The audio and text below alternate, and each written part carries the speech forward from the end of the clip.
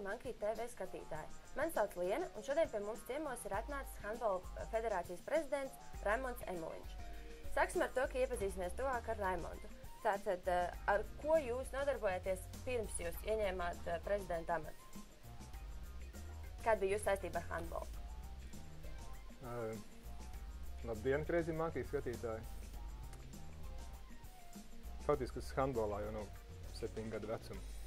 Ja mēs runājam šajā sfērā, es visu laiku arī bijis handbolā, un tā ir nonācis, ka tā vada federācija diezgan likumsakarīgi. Un kāda varbūt ir jūsu pašu lielākie sasniegumi handbolā? Sasniegumi handbolā faktiski es negribētu viņus atgriezties uz pagātnē. Spēlēs esmu Latvijas izlasē, esmu bijis tās kapteinis, esmu Latvijas čempions un tā tālāk, bet to, lai tā dara citi, es rūpējos par handbola saimniecību kopumā. Un tad, ja jūs rūpējaties, tad ko jūs šo 2 gadu laikā, kurus jūs esat ieņēmis amatu, ko jūs esat padarījis un ko jūs vēl plānojat padarīt? Kā jau teicu, tad handbolā esmu tā teikt no apzinīgās dzīves, bet handbola valdās jau no šķiet 90. gadu beigām. Tā kā faktiski man nav jārēķina nebūtu tikai šie 2 gadi. Ja? Tā ir tāda pēctecība, kas handbolā faktiski saglabājās jau ilgus gadus, un nav nekāda tendence kaut ko mainīt, ar kaut ko sākt. Ir jāredz katrā brīdī tie vājākie punkti varbūt, un tās lietas, uz kurām var virzīt sporta veidu attīstību. Ja? Un tad faktiski tas ir darba turpinājums. Kā vienmēr dažādas situācijas, kas ir laika, kad varbūt naudu piesaistīt ir bijis vieglāk, un šķiet tam ir tas, ka tas sporta veids uzreiz attīstās labāk, bet nevienmēr tā ir. Un varbūt tas, ko es tagad daru šos 2 gadus kopā ar valdi, mēs meklējam faktiski atgriežamies vai ejam pie handbola, kur tas sākās. Ja? Tās ir pašvaldības, tie ir bērni. Ja? Protams, mēs esam pašā sākumā, mēs izzinām šo situāciju, bet ir pilnīgi skaidrs, ka mums ir jāsakārto pati apakš, jāieinteresē cilvēki, pašvaldības, kas rūpējās par mūsu sporta veidu pirmsākumos. Mums ir jāaktivizē šī vide, un tad kopā jāvirzās uz lieliem mērķiem. Kāda ir handbolā šī sistēma? Ir arī jaunatne, un tad ir tiem bērniem izaugsmes iespējas, vai cik jums ir sakārtot? Jā.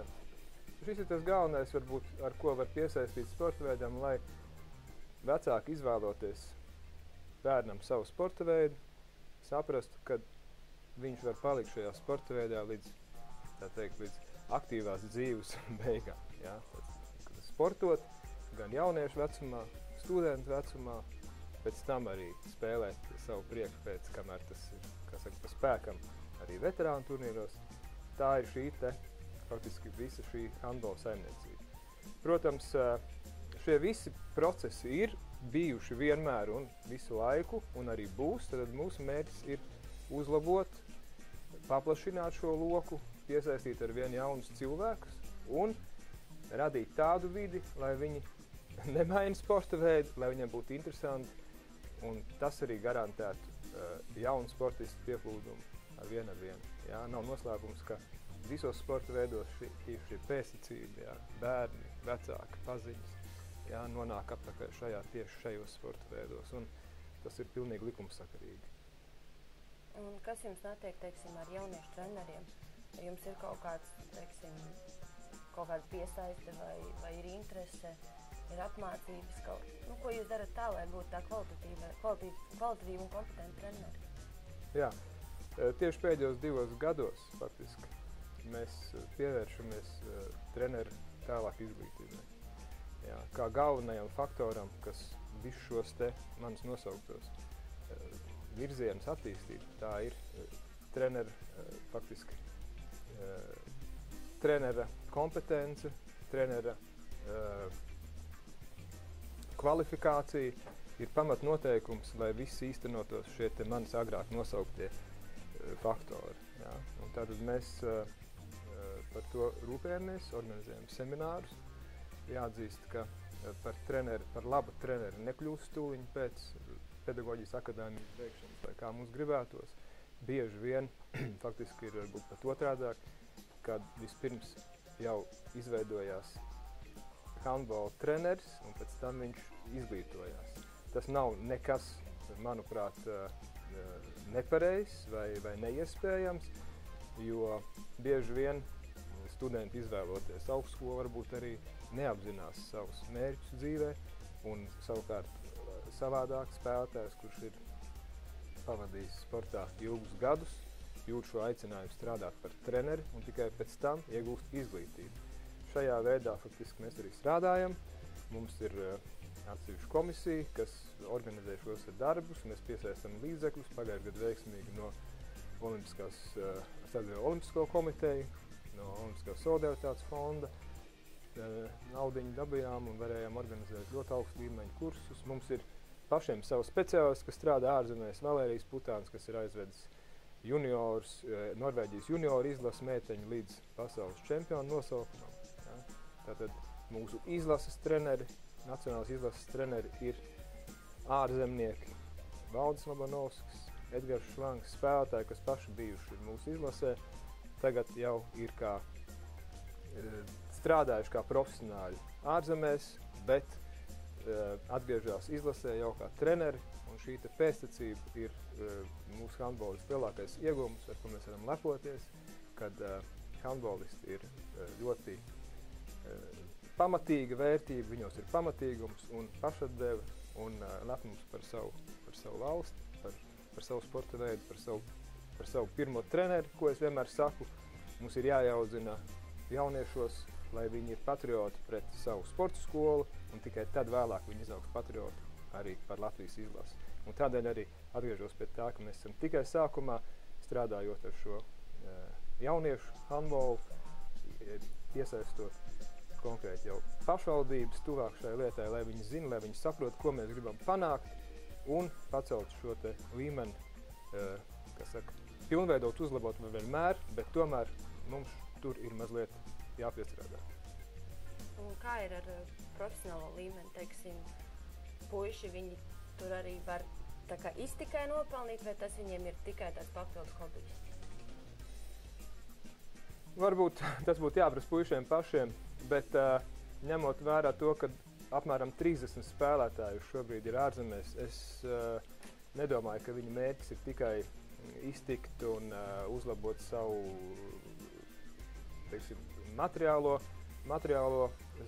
vērtību, bet viņi ir ieguldījuši sevī šo te sportu, sākot trenēties handbolā, un pilnīgi normāli, kad viņi meklē iespējas izaugt tālāk, un Latvijā uz šobrīd profesionālais handbols ir nosacīti, un tādēļ tas ir likumsakarīgi, ka viņi dodās uz ārzemēm. Domāju, ka viņiem ir vērts pūlēties, viņiem ir iespējas nodrošināt savas ģimenes, iespējams veidot arī kādus uzkrājumus, bet galvenais viņi iegūst šo te savu iesākto karjeru šeit, pilnvērtīgi var turpināt un šajā dzīves posmā, teiksim, kurš ir sportistam, vienam tas ir līdz 35 gadiem, vienam līdz 30, kā saka, izdarīt to lietu, priekš sevis līdz galam, lai pēc tam atkal ar šo te rūdījumu dzīvē varētu virzīties pa citām, vai tas ir bizness vai cita karjera, bet šis te rūdījums ir paliekošu vērtību. Ja? Tas nav varbūt tikai tā, ka viņš mēnesī šobrīd var nopelnīt tik vai citur vairāk. Iespējams, ka handbols nekonkurē ar citām sporta spēlēm līguma kontraktu ziņā, bet šīs te pārējās vērtības, ko dod šis profesionālais sports, nav pārvērtējams priekš tālākās viņu attīstības. Kādi ir tie iemesli, kādēļ handbolam nav izdevies izveidot, teiksim, tādu top komandu, kā ir basketbolā, hokejā, lai tā kā varētu konkurēt arī ārpus Latvijas? Es negribētu šeit piesaukt to finansējumu trūkumu, bet jāatzīst, ka handbolu ļoti smagi iedragāja šie te pēdējās izmaiņas, finanses krīzes, šis te resoru finansējums, kas mums bija no armijas sporta kluba, kur faktiski Andris Gulbis ilgi vadīja komandu, kura bija konkurētspējīga. Baltijā bija vairākārtējie čempioni, un tā faktiski bija izlases bāzes komanda. Ja? Un šis finansējums vairāk nav, un, protams, ka nevar tāpat ir aizkraugas bankas atbalsts pirms banku krīzēm. Šis finansējums vairāk nav un nevar 1-2 gadu laikā radīt sistēmu, kas varētu to kompensēt. Bet sporta veidam kopumā varbūt tā nav pati globālākā problēma. Kā jau es teicu, puišiem ir iespējas izaugt. Latvijas čempionāts sagatavo spēlētājus ļoti labam līmenim. Tātad vairāk spēlētāji Aivs Jurčs, Evars Klešniks spēlē pirmajā Bundeslīgā, kas ir spēcīgākā pasaules līga. Vairāk spēlētāji ļoti tuvu tam līmenim. Un tā kā sporta veids kopumā no tā, ja, tā nav lielākā problēma. Vairāk mums ir jādomā par jaunatnes sporta sistēmas, sacensības sistēmas sakārtošanu. Tas ir galvenais uzdevums, lai mums būtu arvien vairāk šie spēlētāji. Jā, iespējams, kur aizbrauks uz ārzemēm, kā es teicu, viņi atgriežas kā treneri, viņi atgriežas kā mūsu sporta veidu patrioti, kas ir guvuši dzīves rūdījumu un vajadzīgi mūsu sporta veidam un vispār Latvijas sabiedrībai. Tad kādas ir īpašības, lai kļūtu par labu handbolistu, kādām ir jābūt īpašībām?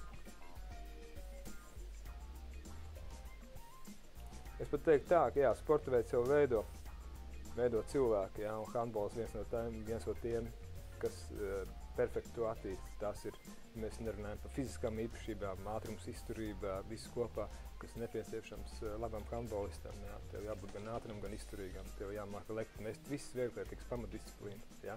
Tādēļ arī var popularizēt handbolu kā ļoti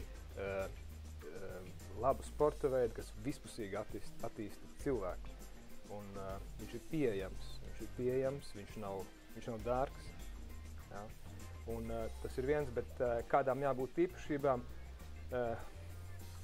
es no otra gala laikam teiktu, ka faktiski handbolisti ir tāds pamatīgums. Ja viņi kaut ko dara, tad viņi dara līdz galam.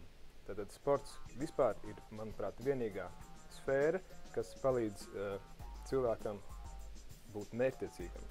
Audzina viņa raksturu sasniegt mērķi. Neviena cita, nekur šo īpašību citur nevar tā noslīpēt kā sportā. Un handbols ir sporta spēle, tas māca būt līderim starp komandas vidū. Ja? Tas māca būt šo te komandas garu gūt. Visu labāko, ko var dot, tas ir tieši šis sporta veids. Un, ja tagad kādam no mūsu skatītājiem radusies interese pamēģināt spēkus, teiksim, handbolā, kur viņš var atrast informāciju par to? Par treneriem. Redziet, tad Handbola federācijas mājaslapā, bet tāda informācija par treneriem, treneru drafts, treneru reitings vai savādāk mums uz šobrīd nav, ja? Bet handbola ģeogrāfija varam plaši. Tās ir 16 pašvaldības, kur spēlē handbolu. Un faktiski tur, kur viņš ir, tur par mums zina. Ja? Un visticamāk, kad mums, protams, ir vēlēšanās, lai mēs būtu arī tur, kur mēs neesam, bet mums jākop tas lauciņš, kur mēs esam. Ja? Un tādēļ, teiksim, handbols ir īpaši ar to, kad viņi nevar aiziet uzspēlēt. Es gribu uzspēlēt handbolu. Ja? Un tādēļ mēs faktiski, tie kas atnāk uz handbolu maziņu, tie sāk to darīt, un viņai sporta veidi nemaina. Tā ir mūsu bagātība. Tad mums ir jāinteresē jaunieši pievērsties handbolam, un mēs būsim ieguvēji. Un kur to var izīt, kā jūs teicāt, 16 pašvaldības, tie reģioni, kur mēs esam, un tādā, teiksim, zinātāji to zina, ja? Tie, kas interesējās, tie to visticamāk var redzēt pēc izlases spēlēm un apzināties, ka tas ir tāds sporta veids.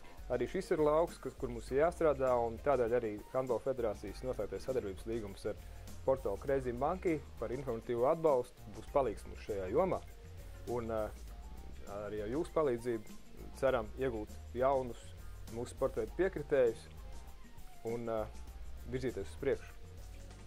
Un tad noslēgumā vai jums ir tāds brīvi, ko pats vēlaties varbūt pateikt? Es gribu pateikties, lai puišiem, kas šo portālu izveidojuši, izdodās, un lai handbolisti iepazītu jūs un jūs palīdzētu handbolam. Tad paldies jums, ka atnācāt. Paldies arī jums, ka skatījāties un uz drīz tikšanos. Paldies!